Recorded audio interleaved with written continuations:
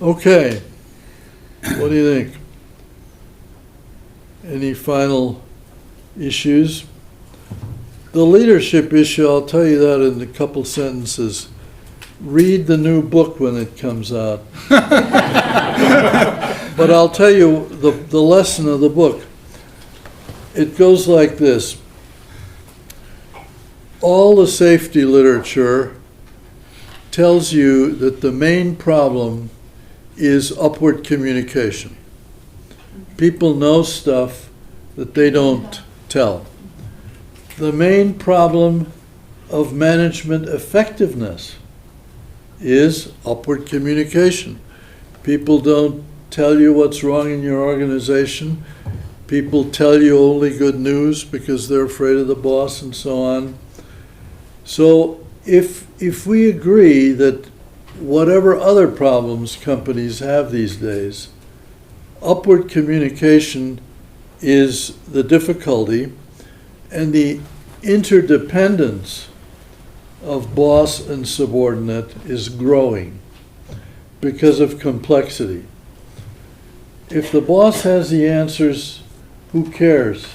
The boss doesn't care whether he hears messages or not. But if the boss no longer knows the answers because the technology is too complex, the boss is the surgeon and he's doing open heart surgery, and the anesthesiologist isn't telling him that the patient is dying, they're in big trouble. That to me is a pure case, the complex surgical team, where even though the surgeon is the clear dominant boss, he or she has to recognize how dependent they are on the other members of the team. So how do we get all those surgeons and all those bosses to create a climate where those people underneath them will feel motivated and free to say, "Doctor, stop, something is wrong, you've got the wrong instrument." Seemingly impossible communications, because in medicine it's gotten so perverted, the surgeons are so damn dominant. So the argument of the Humble Inquiry book is, it's the senior people who are going to have to own this problem, and they will have to figure out how, through humble inquiry, to get to know their subordinates well enough to be able to create a climate where those subordinates will speak up. Huge task, but I think it's inevitable that that's going to happen down the road.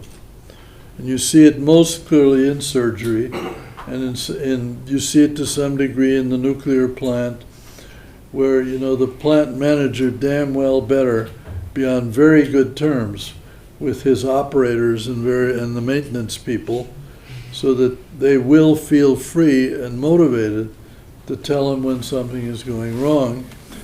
And I'm arguing the only way we'll get there is if the people in leadership roles wake up one day and say, "My God, I am dependent on my subordinates, so I better get to know them and build a relationship with them."